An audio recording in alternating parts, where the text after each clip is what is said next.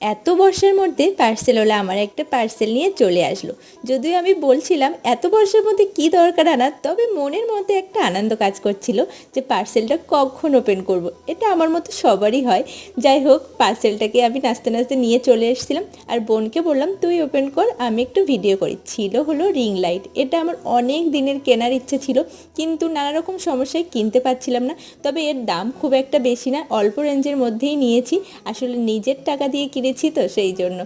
যাই হোক, দেখো ওপেন করা হচ্ছে। আর তবে হ্যাঁ, কোয়ালিটিটা ভীষণই ভালো এসেছিলো। তবে রিং লাইটটা একটু ছোট এসেছিলো, ফোনে যেরকম দেখাচ্ছিলো তার থেকে একটু ছোট এসেছিলো।